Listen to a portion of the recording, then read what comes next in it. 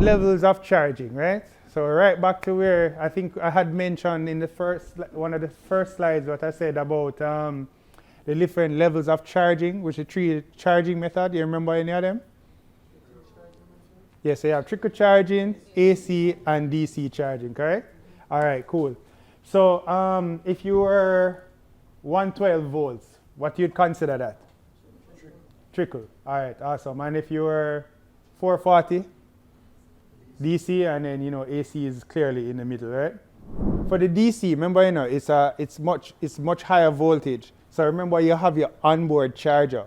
Your onboard charger manages everything that comes in. So whether you plug in to the DC charger, the AC charger, or the trickle charger, the device just accepts whatever power it is and distribute it accordingly. Yeah, so you don't have to change or adjust anything and then what you'll find is that if you go to the gas station or you go to a DC charger and you want to make that connection to something that doesn't accept, you won't have the connection in any case. So you won't be able to connect that DC device. Like with the PHEV, what we were talking about before.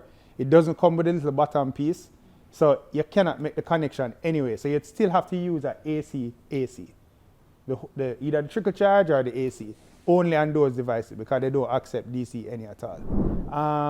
So it's not a recommended charging infrastructure. However, if you go out of town or you go somewhere you need to top up, would utilize using that. What it does is put strain on the battery because, all right, look at it this way. We were talking about heat and batteries earlier, right? So we said, some countries do better with EV batteries that last longer because it's kind of on the cooler side, the climate, right? In Jamaica or any other Caribbean or country that is hot, the batteries tend to last, have a shorter lifespan, correct? So it's the same thing. When you plug in this device, you will see, I'll show you, I can probably have so if you look right now, it's going to say 85, right? Fahrenheit. When it starts to charge, it will run up to all 120, right? So when you use the slower charger, which is the 110 plug-in, it takes maybe, if the car takes 4 hours to charge, it probably takes about 8 hours or 9 hours to charge using the trickle charge. So what happens is that the battery is hot for a whole entire 9 hours versus 4 hours because it's still trying to push the power at a lower rate. So it damages the battery over time and shortens the battery life expectancy. All right, so how long does it take to charge a battery? A lot of people always have this question, right? It says on this slide, charging time and the battery over the charging power, right? All right, so when you talk about kilowatts is what? Per hour charging, correct? Kilowatt hour, yes. Kilowatt hour, cool. Kilowatt, you end up with just hours. With just hours, all right, perfect. So that's what they said. So they said basically what you can do is check to see what your charge power is. So with trickle charging, your charge power is like 2.6 kilowatt charging, right? With a wall charger, it can be 7.6 or 9.6 kilowatt charging, correct? With the DC, it can be 50 kilowatts up to 100 and I don't remember how much it is now, maybe 120 or something like that. But yeah, so it can ramp up to whatever so whatever the charge power is, you would use the charge power and divide it into the size of the battery, and you will get the charge time. Let me just jump on the next slide so you can see what that looks like. So, as you can see, size of the battery, the charging capacity of the charger. So the charger can charge at 3 kilowatts, and the battery size is 18 kilowatts. So you divide 3 into 18 and you get your 6 hours, right? It's the same for the next one.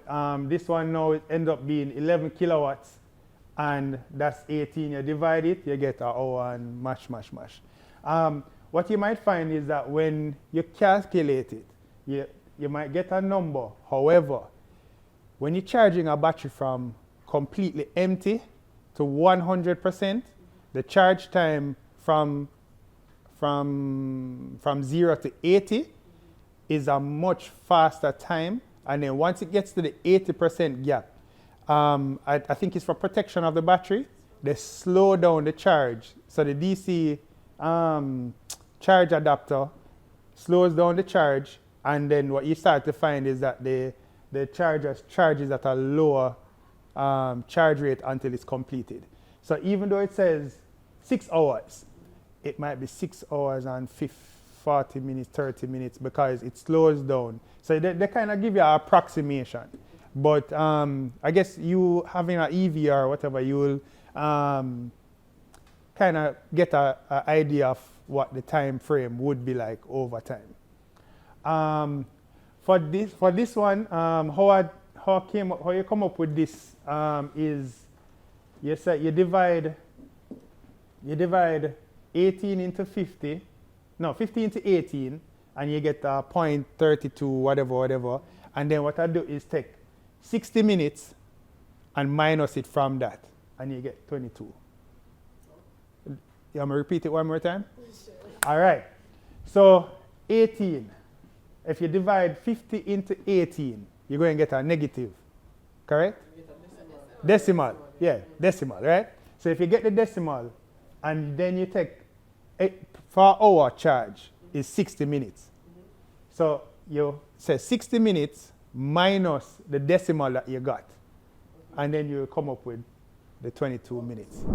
Yeah, so, and then as I say, 40 kilowatt battery, 100 kilowatt battery, you just look at the charge rate of the different chargers, and you divide it, you get your amount of charge time. See, 2 hours, you get half of 50, 2 hours. So you know, say you got a DC charge station. And if it go up to 150, you know you charge within a couple seconds. Or, you know, like maybe less than, yeah, probably instantaneously. Joke. Maybe about 15 minutes or so you'd be good to go. Pretty much, in the field so far, the reason why I did this is that I realize a lot of people don't take the safety, after you install a charger in a home, right? And you leave the customer. If you don't give them some tips on how to care for the devices, they throw it down on the floor, it breaks the handles or it breaks the coupling that it joins to the device. They also, the one primary one, we went and a dog chewed the whole entire cable off almost and shorts out the equipment. Right? So, so to be able to protect them, we kind of have to figure out ways of, you know, like letting the customers know, you know, the different ways in which to protect the devices, or because I guess the person would have never had thought that the dog would have chewed on the cord itself, you know, so you just have to kind of give a couple guidelines, and I guess with going on different sites and having experiences, you can relay those stuff or probably put them into something formal.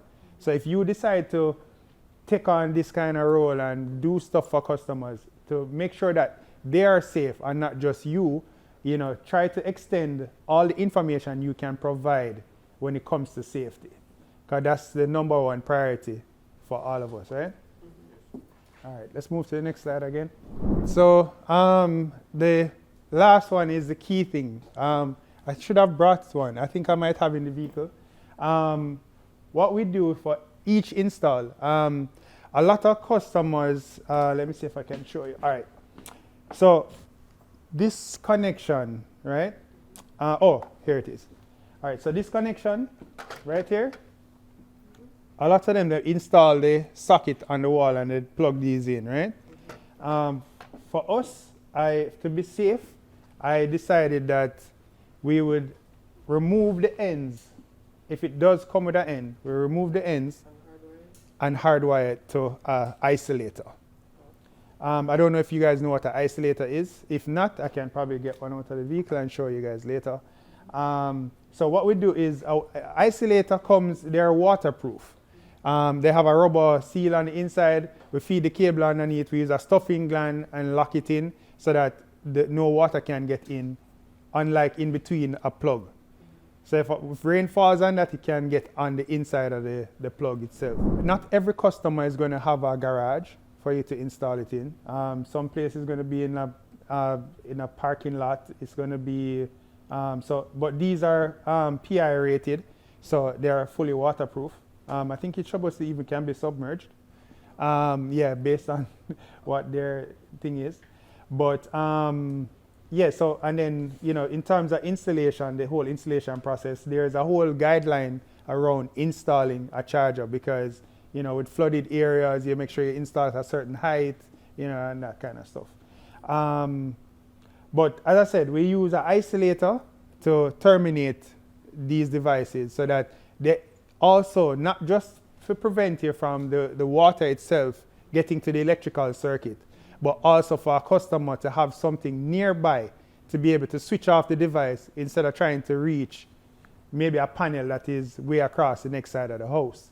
So we put an isolator right next to the device and they can switch it off if necessary.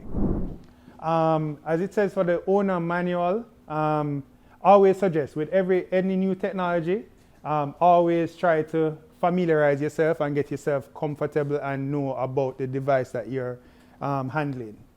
The same thing with the fire situation. I mean, everybody know what I'm sure you guys have had fire drills, you know, or been in a building before and they have a fire drill and that kind of stuff.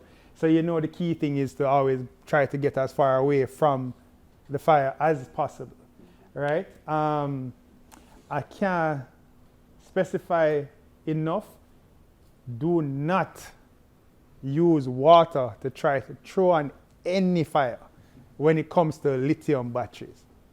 That will definitely electrocute you, right? They have an extinguisher that they, I'm not sure if it's good. I need to find out information on it. I have one. However, what they want to do now, I think they're going to try to have every EV owner to have one of these fire extinguishers because it's made specifically for lithium batteries. And it's not try to out a fire if it's blazing. It's just like if it's just about to start, you will try to suppress it, you know, because even firefighters are having struggles with outing EV. Then they will out it and they put it on the wrecker and the car go wherever it go and the fire start back again. Yeah, because, you know, so it's a very tricky situation. So don't ever feel that you put out a small fire, you go back in the vehicle and start driving again or try to mobilize it or move around or go inside. Any signs of fire, stay away from the car, wait until the emergency people get there, make them do their evaluation assessment and make sure that the car is actually safe before you go anywhere in a near proximity to it.